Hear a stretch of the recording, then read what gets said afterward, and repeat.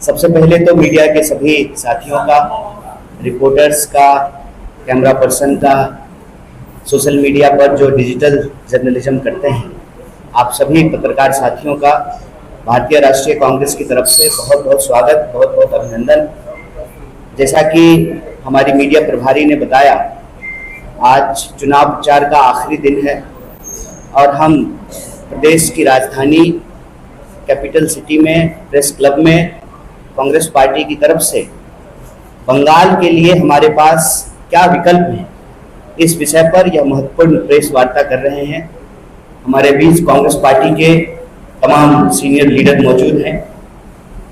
मैं तारुफ में जो है वक्त जाया किए बिना सीधे आपसे कुछ विषय वस्तु यहाँ रखना चाहता हूँ। सबसे पहली बात तो ये, बहुत सारे मीडिया बंधु लोग, मीडिया के साथी लोग ये सवाल पूछते हैं कि देश में इंडिया ब्लॉक बना है, प्रदेश में किसी पार्टी के साथ कांग्रेस पार्टी का अलायंस क्यों नहीं है। अव्वल तो इन प्रिंसिपल, इन प्रैक्टिस इस देश की राजनीतिक सच्चाई ये है कि भारतीय राष्ट्रीय कांग्रेस देश की सबसे बड़ी विपक्षी पार्टी है और पूरी जिम्मेदारी के साथ इस देश में जो बांटने वाली राजनीति है, जो झूठ बोलने वाली, सरेंडर करने वाली और जो लूटने वाली राजनीति है, उसके खिलाफ खड़गे जी के नेतृत्व में, देश के चुने हुए नेता प्रतिपक्ष राहुल गांधी जी के नेतृत्व में कांग्रेस पार्टी सबसे मुखर विपक्ष की आवाज है। सवाल प्रदेश का है। इन प्रिंसिपल हमारी कोशिश रहती है कि एक साझा संघर्ष का मंच तैयार किया जाए और यह बात हम उदाहरण के साथ आपको बोल रहे हैं कि बार बार हमारे प्रदेशाध्यक्ष ने प्रदेश के मुख्यमंत्री को एसआईआर के सवाल पे ऑल पार्टी मीटिंग बुलाने के लिए कहा। जैसे दूसरे प्रदेशों में एसआईआर के सवाल पे एक यूनाइटेड संघर्ष हुआ, यहाँ पर लोगों के वोट काटे गए लेकिन यूनाइटेड संघर्ष नहीं हुआ। तो यह ओनस हमारे ऊपर नहीं है, यह ओनस बाकी पॉलिटिकल पार्टीज के ऊपर है। और एक बात मैं यहाँ जोड़ना चाहता हूँ कि हम एनजीओ नहीं हैं कि सिर्फ no vote to BJP campaign चला करके हमारी राजनीतिक जिम्मेदारी पूरी हो जाएगी। लोग हमसे ये सवाल पूछेंगे कि भाजपा को वोट नहीं देंगे तो किसको वोट देंगे। तो हम बंगाल में एक स्वस्थ, स्वच्छ और विकास परक राजनीति का विकल्प लेकर के आए हैं और हमारी कोशिश है 20 साल के बाद कांग्रेस पार्टी अकेले चुनाव लड़ रही है, इस उम्मीद के साथ कि बंगाली आवाम का अगर हमको आशीर्वाद, दुआ और समर्थन मिलता है तो आने वाले दिनों में एक स्वच्छ, स्वस्थ, विकास परक जिसमें सबकी भागीदारी सुनिश्चित की जाए और यह जो नफरत वाली, बांटने वाली और लूटने वाली राजनीति है उसको रोका जाए। अक्सर हर विपक्षी पार्टी यह दावा करती है और दावे करने का क्या है, बोलने में अभी तक जीएसटी लगाया नहीं है मोदी जी ने और जुबान है कुछ भी बोलिए। कह रहे हैं कि दिल्ली रोकेंगे। कैसे रोकेंगे दिल्ली? क्या बिना कांग्रेस पार्टी के इस देश में बीजेपी से लड़ना संभव है? इस देश में बीजेपी से लड़ना संभव नहीं है। इसीलिए हम कौन कोना खेलने के लिए बिहार में नहीं आए हैं। बंगाल की जो परिस्थिति है वो भयावह है। भयावह इस रूप में है कि इतने नाम पूरे देश में कहीं भी नहीं कटे। यही कलकत्ता शहर में जो चौरंगी विधानसभा है, वहां 80,000 से ज्यादा लोगों के वोट काट दिए गए और हिंदी फिल्म में गाना बजता था, मेरे पिया गए रंगून वहां से किया है टेलीफोन, सैया गए Calcutta.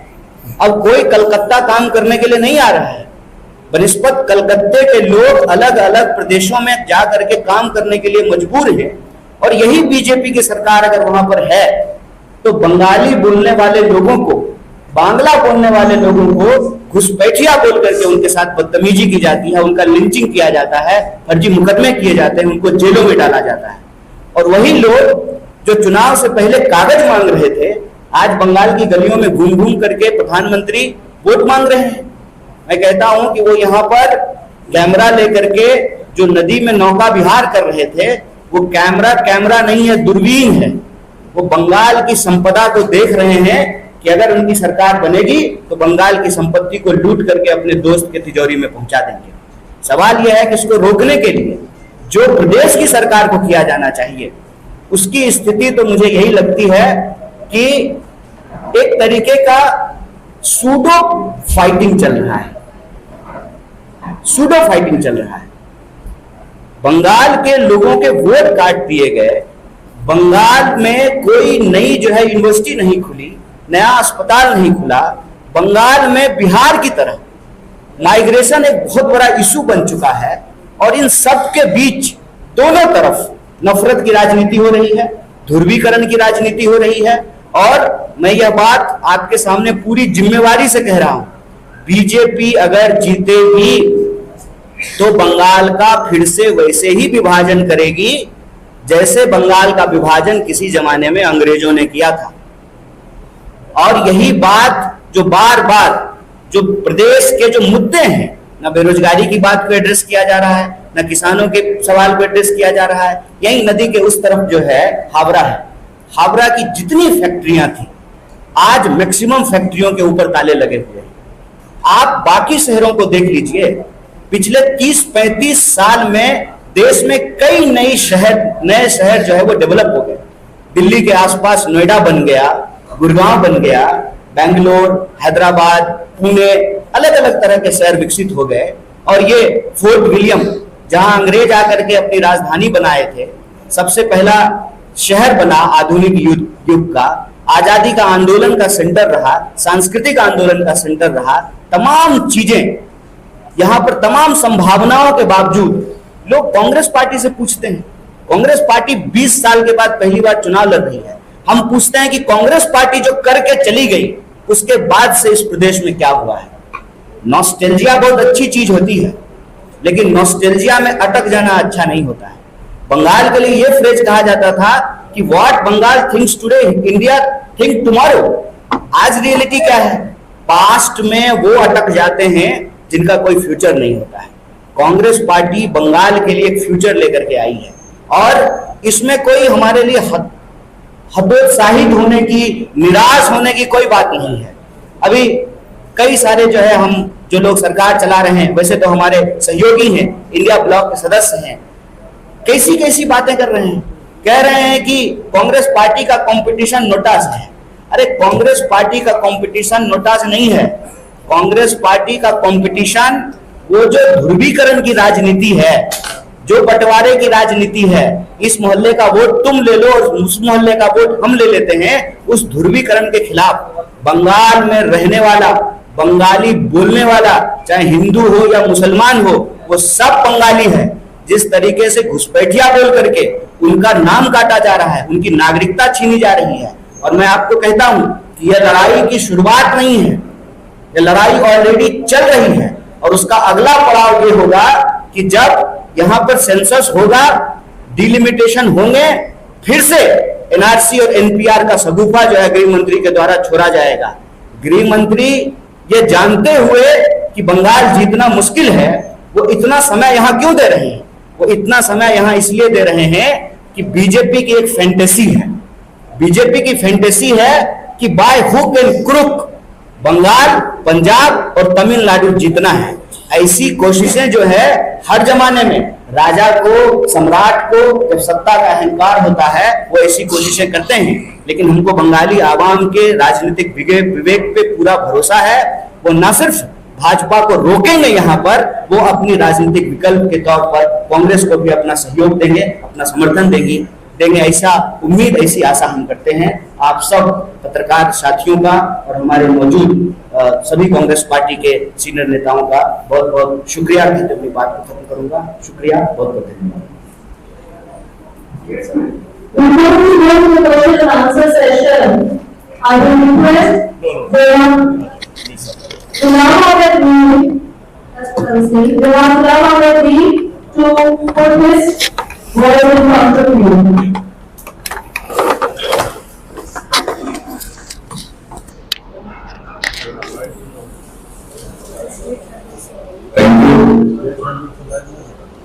Netaji, thank you. Detail से उन्होंने अपनी बात रखी, यहाँ पर कांग्रेस की बात रखी। आप सब लोगों का शुक्रिया, मंच पर बैठे हुए मेरे पार्टी के कुलीग्स का शुक्रिया। जैसे आप सब जानते हैं कि आज लास्ट डे कंपेनिंग का है इस 2026 इलेक्शन, असेंबली इलेक्शन का, और हमने लगातार कहा कि ये 2026 का चुनाव 2021 जैसा नहीं है। ये 2026 का चुनाव 2016 की तरह भी नहीं। ये 2026 इलेक्शन एक नई सोच, एक नया प्रोग्राम, एक नया फिजा लेकर के इस वक्त जनता उस पर सोच रही है। मैंने इसलिए कहा कि 2021 जैसा नहीं है, 16 जैसा नहीं है, क्योंकि totally two party system, polarization, जो एक्यूट पोलराइज वोटर हुआ था, आइदर टीएमसी और बीजेपी। आज के इस चुनाव में वोटर भी कॉन्शियस हुआ, वोटर ने भी चाहा कि हम दाल और मुर्गे को लेकर चुनाव पर वोट ना करें। कौन दाल खाता है, कौन मुर्गा खाता है, ये विषय चुनाव में नहीं होने चाहिए। और उसको लोगों ने बनाने की कोशिश की थी, दोनों पार्टीज ने, एक मुर्गा खा रही थी, एक दाल खा रही थी, मगर बंगाल में आकर सबको मछली और मीट खाना पड़ा, जो पूरे देश में नहीं खाते थे। बड़े बड़े फोटो अपलोड हुए।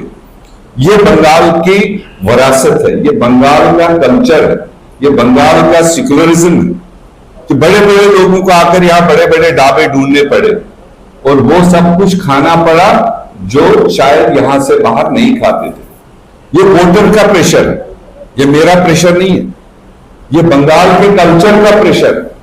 इस कल्चर को, इस हेरिटेज को बचाए रखने के लिए कांग्रेस ने पहले भी कोशिशें की, कांग्रेस ने बचाने की कोशिश की। आज भी वही एटमॉस्फेयर लेकर कांग्रेस अपने बलबूते पर 294 सीटों पर इस वक्त मैदान में है। एक ऑप्शन, एक विकल्प, दाल और मुर्गी के निकल करके एक डेवलपमेंट का रास्ता, एक फ्यूचर जनरेशन, नई जनरेशन का एक नया सुबह दिखाने के लिए एक रास्ता जो कांग्रेस ने दिया। हमने प्योर अपने 5 गारंटीज, अपना रोड मैप हमारे राष्ट्रीय अध्यक्ष मल्लिकार्जुन खड़गे जी ने जो यहां बंगाल के अवाम के सामने रखा, और उसके चर्चे जगह जगह हुए। बाकी लोग तो समंदर घूमते रहे, कश्तियों पर घूमते रहे, वोट मांगने के लिए गलियों में घूमते रहे, पर हमने प्योरली एक रोड मैप पर अपनी बात रखी। हमने युवाओं के लिए उसमें गारंटी दी, हमने महिलाओं की सुरक्षा और उनकी एम्पावरमेंट के लिए उसमें सॉलिड प्रोग्राम दिया, हमने फार्मर्स के लिए दिया, हमने बिजनेसमैन के लिए दिया। आप सब जानते हो कि जितने कारखाने, जितने फैक्ट्रीज, जितने इंस्टीट्यूशंस बंगाल में आज भी एग्जिस्ट करती हैं, ये सारा कांग्रेस का देन है। बल्कि लेफ्ट से लेकर टीएमसी तक बहुत सारे फैक्ट्रीज, बहुत सारे कारखाने बंद पड़े, उनके अंदर चूहे बैठे, और नरेंद्र मोदी भाजपा सरकार 12 साल से यहां की जनता ने उनको समर्थन दिया, एमएलए दिए, एमपी दिए, और 12 साल के 12 बजट में एक भी कोई नया काम उनने बंगाल के लिए नहीं दिया। ना ही जो बंद पड़े कारखाने हैं, जो स्वर्गीय इंदिरा गांधी जी के समय पर यहां इंडस्ट्रियल हब बनाए गए थे, इंडस्ट्रियल यूनिट्स बनाए गए थे, जूट के कारखाने बनाए गए थे, वो सब 12 साल से एक भी नहीं खोल पाए। ना ही ममता दीदी ने कोई कोशिश की कि मैं उन कारखानों को खुलवा दूं और यहां के नौजवान को यहां रोजगार मिले। जो गणेश जी ने आपको बताया कि एक टाइम होता था कि पूरे देश से कमाई करने के लिए, मजदूरी करने के लिए कलकत्ता, वेस्ट बंगाल लोग आया करते। अभी 20-30 साल से ये आंकड़े हैं कि यहां आने के बजाय वेस्ट बंगाल के लोग, कलकत्ता के पढ़े लिखे लोग, हाईटेक लोग यहां से बाहर जाते हैं, बेंगलोर जाते हैं, हैदराबाद जाते हैं, चेन्नई जाते हैं, दिल्ली जाते हैं। ये इन 30 सालों का 35 सालों का बंगाल का हाल किया।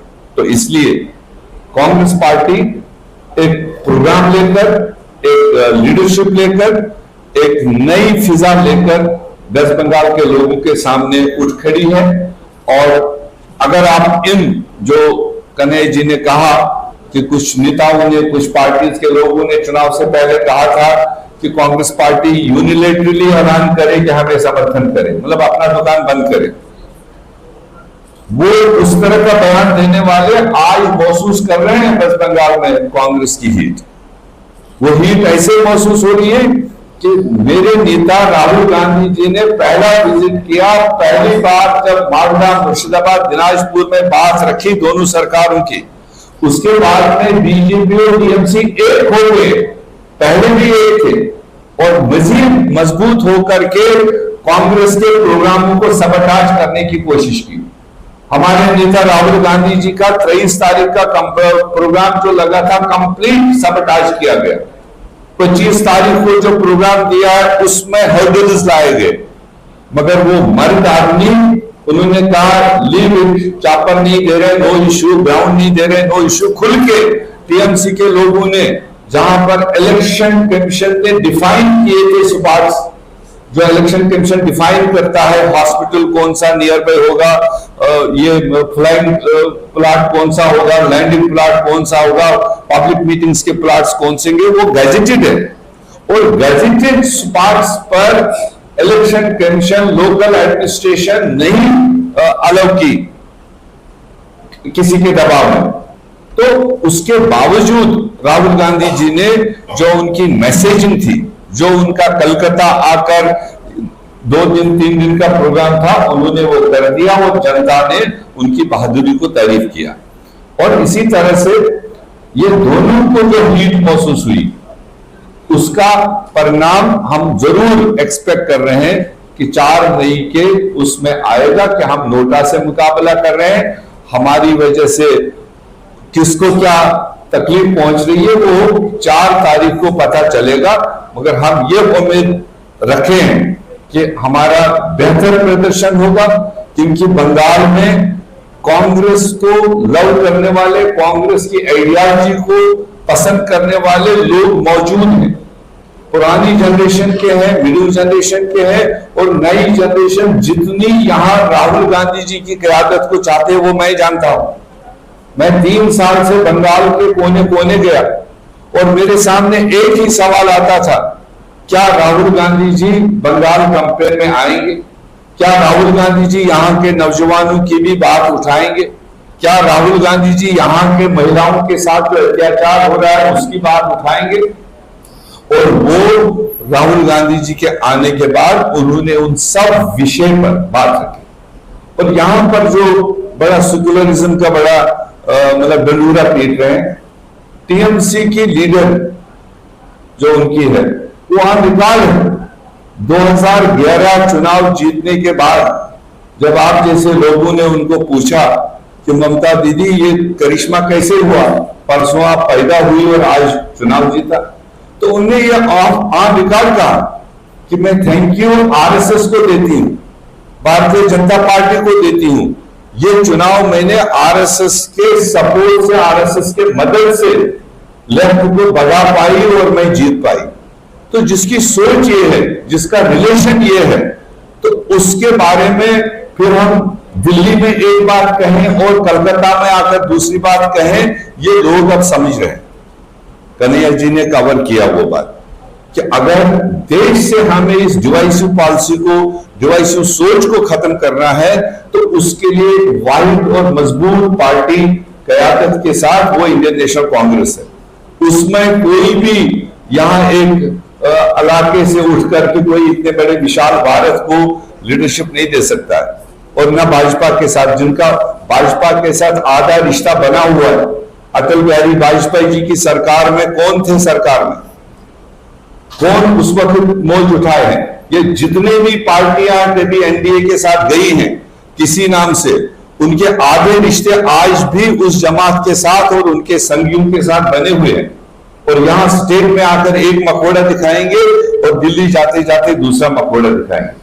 मेरे नेता राहुल गांधी जी ने आपको साफ शब्दों में समझा दिया। 36 केस उनके ऊपर है, पूरे देश भर में वो तारीखें दे रहा है। उनकी मेंबरशिप छीनी गई, उनका बंगलो छीना गया, ईडी का 55 घंटे का ग्रिलिंग हुआ। तो ये अगर राहुल गांधी के साथ भाजपा कर सकती है, मोदी कर सकता है, ऐसा कोई एक उदाहरण क्यों नहीं है टीएमसी के साथ?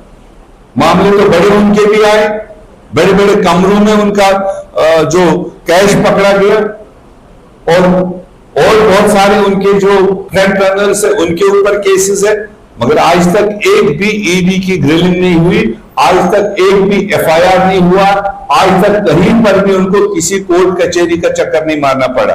वो साफ जाहिर है, अगर आप इसको कंपेयर करेंगे आपको साफ पता चलेगा देश को सही रास्ता कौन दे सकता है, सबको साथ लेकर कौन चल सकता है। वो हमारे हिसाब से इंडियन नेशनल कांग्रेस है, खड़गे जी, राहुल जी के क़यादत में। और हम अपील करेंगे इस लास्ट फेज के इस लास्ट चुनाव में जो हमारी 142 सीटें हैं, जो हमारे पोटेंशियल उम्मीदवार हैं, नौजवान उम्मीदवार हैं, हमने युवाओं को ज्यादा मौका दिया जो लंबी टाइम तक बंगाल को राजनीति दे सकते हैं और साफ सुथरे लोगों को। वो दलबदल नहीं है, कोई हमारा कैंडिडेट ऐसा नहीं है कि जो 5 पार्टी बदल बदल के आया हो कांग्रेस की टिकट पाया। हमने ऐसे कार्यकर्ताओं को मैदान में दिया जिन्होंने लाठियां खाई, लेफ्ट की भी लाठियां खा रहे हैं, टीएमसी की भी, भाजपा की भी, जिन्होंने लाठियां खाई। ऐसे लोगों को, भले वो फाइनेंशियली कमजोर हो, भले वो इतने ताकतवर नहीं हो, खाए पिए नहीं हो, मगर डेडिकेटेड और वफादार लोगों को हमने वफादारी के साथ मैदान में रखा है। आप सबका बहुत बहुत शुक्रिया। कोई बात हो आपकी तरफ से आप पूछ सकते हैं।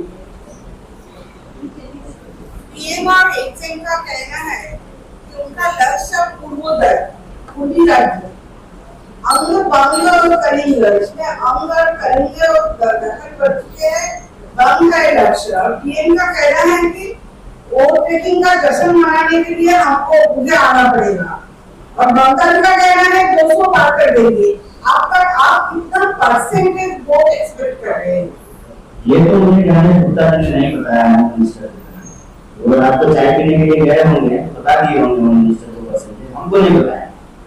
हमारा कोई सेटिंग नहीं है चुनाव आयोग से, तो हम प्रेडिक्शन नहीं कर सकते और ज्योतिष भी नहीं। लेकिन आपने जो एचएम और पीएम का बात किया तो दो चीज बहुत इंटरेस्टिंग है। एक तो पूर्वोदय नहीं है, सरेंडरोदय करना है, वो बस सरेंडर का उदय होता है, उनको कुछ नहीं करना है। पूर्वोदय करने से उनको कौन रोकता है? अभी मणिपुर बगल में जल रहा है ना, वो है ना पूरब में, वो तो बंगाल से भी ज्यादा पूरब में है। वहाँ क्या हो रहा है? वहाँ वायलेंस हो रहा है, महिलाओं के ऊपर अत्याचार हो रहे हैं, गर्भवती महिलाओं को मारा जा रहा है, और मणिपुर की आवाज नहीं सुन रहे। कोई जो है सेंट्रल गवर्नमेंट का नेता वहाँ जाकर के विजिट नहीं कर रहा है। और गृह मंत्री कहते हैं कि हम लॉ एंड ऑर्डर है बंगाल पुलिस, हम हटो, हम लॉ एंड ऑर्डर ठीक कर देंगे। तो लॉ एंड ऑर्डर ठीक करने से आपको कौन रोका है? आपको क्या कंट्रैक्ट लेने के लिए होम मिनिस्टर बनाया है डिस्ट्रिक्ट जनरल, कि अपने बेटा को बीसीसीआई का सेक्रेटरी बनाने के लिए आपको होम मिनिस्टर बनाया है district general? Law and order देखने का काम गृह मंत्री का है, रक्षा मंत्री का काम है कि देश की सीमाओं की सुरक्षा करें। तो सारे मंत्री तो आते हैं, फिर जो है ये सब जो जुमले आकर के वो बोल रहे हैं, इन जुमलों का क्या मतलब है? और ममता दीदी कह रहे हैं 200 पार करेंगे, 200 पार करेंगे, 400 पार करेंगे। लेकिन आपसे सिर्फ एक सवाल है कि आपके रहते हुए ये जो लाखों लाख लोगों का वोट काट दिया गया, इसके लिए आपके पास क्या ढूंढना है? और दूसरा, जो बीजेपी आकर के सपना दिखा रही है कि हम हाईटेक कलकत्ता बना देंगे, तो आप कितने सालों से सरकार में आपको यहाँ के लोगों ने मौका दिया है, आप ये बताइए कौन क्या खाता है वो अलग मसला है। सवाल ये है कि यहाँ जो जनता है उसके रोजी रोटी के लिए सरकार की तरफ से क्या व्यवस्था की है? कितना नया अस्पताल खुला है, कितना नया फैक्ट्री खुला है, कितनी नए हाईवे बने हैं, कौन सा जो है नई योजना की शुरुआत की गई है, जो पुराने बंद पड़े हुए फैक्ट्री की वो जो है बंद पड़े हुए हैं। माइग्रेशन इतना बड़ा इशू हो गया है। आप बताइए कि देश भर के लोग कलकत्ता काम करने के लिए आते हैं, अभी कलकत्ता के लोग दुनिया भर में जाकर के काम करते हैं। तो इसका जिम्मेवारी जो है प्रदेश सरकार को लेना है। और हमारा साफ साफ इसमें मानना है कि ये जो टूटू महीने की राजनीति होती है, इस टूटू महीने की राजनीति से कभी भी देश का, समाज का और राज्य का भला नहीं होता है। उसका राजनीति जो है वो पूरी तरह से फियर साइकोसिस पे चल रहा है, और फियर साइकोसिस की जो पॉलिटिक्स होती है उससे कभी भी लोगों के रिप्रेजेंटेशन को इंश्योर नहीं किया जा सकता है, डेवलपमेंट का डिस्कोर्स नहीं हो सकता है। गारंटी की भाषा बंगाल के चुनाव में क्यों नहीं? आप मजेदार बात देखिए कि बाकी प्रदेशों के चुनाव में दोनों सरकार की तरफ से गारंटियां दी जाती हैं। बहुत सारे लोग हमारी आलोचना करते हैं, लेकिन जो गारंटी का लैंग्वेज, जो वेलफेयर का लैंग्वेज, वो जो टोन कांग्रेस पार्टी ने सेव किया है राजस्थान में, कर्नाटक में, हिमाचल में, अब प्रधानमंत्री जी जाकर के गारंटी दे रहे हैं। आपने देखा कि बिहार में गारंटी की भाषा बोलनी पड़ी। अगर आप डेवलपमेंट को डिस्कोर्स में नहीं लाएंगे तो डिविसिव पॉलिटिक्स पावरफुल होगा, और डिविसिव पॉलिटिक्स अगर बंगाल में पावरफुल होगा तो क्या बोले, बंग, अरे बंग नहीं, वो भंग करेंगे।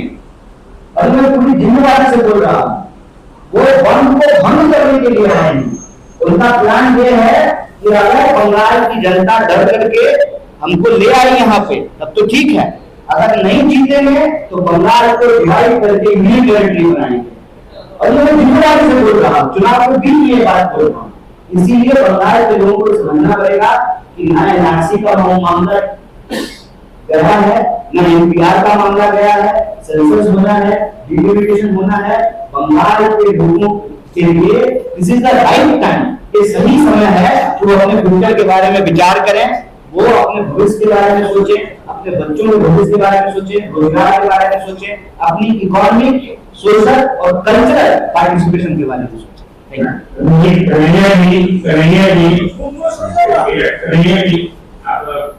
जो बीजेपी वाली सरकारें हैं वहाँ बंगालियों के साथ जो जुल्म ज्यादती हो रही है उसका जिक्र अभी आपने किया, ये इलेक्शन का टाइम है। सवाल ये है कि इससे पहले कांग्रेस ने इस इतराज या एहतियात क्यों नहीं किया? एसआईआर पहले की बात नहीं कर रहा हूँ। आपने कहा कि जो बीजेपी वाली सरकार है, जहाँ बीजेपी वहाँ बंगालियों के साथ जुल्म ज्यादती हो रही है, उन्हें मारा पीटा जा रहा है, कहा आपने? तो सवाल मेरे हमने कहा नहीं, ये सच्चाई है। सच्चाई है।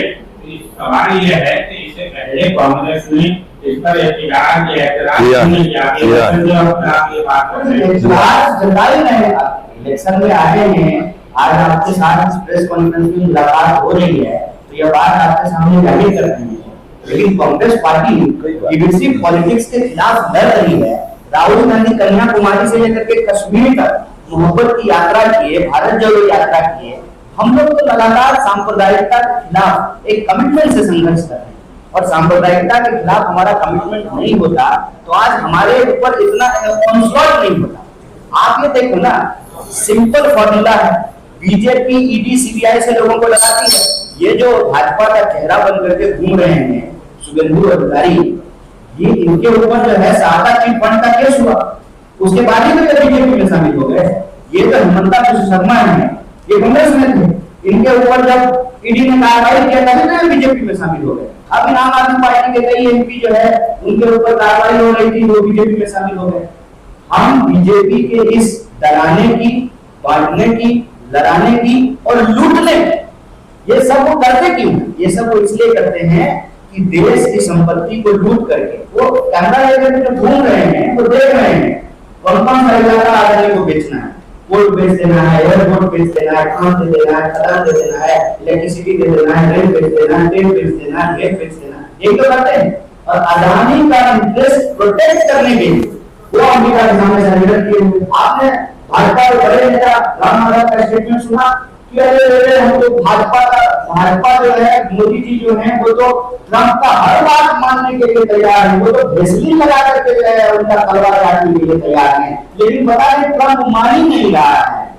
ये भाषा है, ये 140 करोड़ लोगों का देश, दुनिया का सबसे बड़ा लोकतंत्र, जिसने दुनिया को सभ्यता सिखाई, जीरो का ज्ञान दिया, वहां का शासक जो सरकार चला रहे हैं उनकी ये भाषा है, ये सरेंडर करने की भाषा है। और इसीलिए मैं कहता हूं इनका इतिहास हमेशा से विदेशी शक्ति के सामने सहयोग करने का इतिहास है और बंगाली आवाम का इतिहास अपनी अस्मिता के लिए लड़ने का इतिहास है। इसीलिए ये जो लुटेरे घूम रहे हैं, ये जो डाकू घूम रहे हैं, सबसे बड़ा गुंडा है खुद, और कह रहे हैं कि गुंडागर्दी से निजात पाया। इनसे किसी भी तरीके के इनके झांसे में आने की जरूरत नहीं है। साफ सुथरी गारंटी वाली पॉलिटिक्स इस देश में अगर कोई दे सकती है, देश में कोई दे सकता है, वो पार्टी कांग्रेस पार्टी है। इसीलिए आपके माध्यम से हम बंगाली आवाम से अपील करते हैं कि आप हमारा हौसला अफजाई कीजिए। सर, बीजेपी को रोकने का आखिर बारीक रास्ता क्या है? बीजेपी को रोकने का बारीक रास्ता यही है कि बीजेपी से पूरी ईमानदारी से लड़ा जाए और बीजेपी के साथ जो शक्तियां खड़ी हैं उसको एक्सपोज किया जाए और देश की आवाम जिसके दम पर जमहूरियत जिंदा रहती है उस आवाम की भागीदारी को सुनिश्चित किया जाए। इसीलिए तो हम हर जगह रिप्रेजेंटेशन की बात कर रहे हैं, सरकारी नौकरियों को बढ़ाने की बात कर रहे हैं, बेरोजगारों को रोजगार देने की बात कर रहे हैं, महिला सुरक्षा की बात कर रहे हैं। आप हमारी गारंटीज को उठा कर दीजिए, किसानों के लिए गारंटी, नौजवानों के लिए गारंटी, महिलाओं के लिए गारंटी, छोटे उद्योग धंधे करने वाले कारोबारियों के लिए गारंटी और समाज में रहने वाले हर जाति और धर्म के लोगों को सुरक्षा की गारंटी। बीजेपी को रोकने का काम ये आप कर पाएंगे? देखिए ये बड़ा विवादित विषय है, जो इस सवाल का जवाब ऑलरेडी हमारे बीच सामने है। सवाल है कि देश के नाम में होली नीति के दोनों नामों पर झूठ निकाल है और बहुत से झूठ बन हो गए। बीजेपी कहती है कि झूठ की बर्बादी की वजह टीएमसी है और टीएमसी कहती है कि झूठ की बर्बादी की वजह जनरल गवर्नमेंट बीजेपी है। दोनों मजदूरों को बहुत बड़ा नुकसान हो रहा है और जो लोग बिहार नीति में झूठ में काम करने आते हैं नहीं आ रहे। इसका बर्बादी इसका जिम्मेवार जो लोग है ना वो झूठ मिल में काम करने वाले लोगों को मालूम। हम झूठ मिल में काम करने वाले लोगों से मजदूरों से अपील करते हैं कि इस देश में किसान, मजदूर, महिला, दलित, आदिवासी, पिछड़ा, गरीब लोग सब लोगों के लिए संघर्ष करने वाली पार्टी कांग्रेस पार्टी है। आप अपनी पुरानी पार्टी जो इस देश को आजादी दिलाई, इस देश में विकास की गति को आगे बढ़ाया, आप उसके हाथ को मजबूत कीजिए और वो जो फैक्ट्रियां बंद हैं उसकी वजह से ज्यादा जरूरी ये है उसको चालू होना चाहिए, हम उसको चालू करने का एक सवाल है तो एक सवाल में एक सवाल है आप अक्सर से लेफ्ट के लिए कांग्रेस बहुत सॉफ्ट है। जितना मोदी और बीजेपी को आप लोगों ने अटैक कर रहा है, लेफ्ट में थोड़ा कम अटैक हो रहा है, लेफ्ट के लिए सॉफ्ट है। इतना ज्यादा देखो, चर्चे में तो वही आता है जिसके साथ आमना सामना होता है। तो अभी तो जो यहाँ सामना है वो बीजेपी और टीएमसी के ही है, जिसका इतनी देर से जिक्र कर रहे हैं, जिनने यहाँ डिवीजन पैदा कर रखा था, खौफ का माहौल पैदा कर रखा। तो इसलिए फिलहाल उन दो से निजात मिले, फिर कोई नया जब पैदा नए सिरे से होगा तब उसको देखें। धन्यवाद।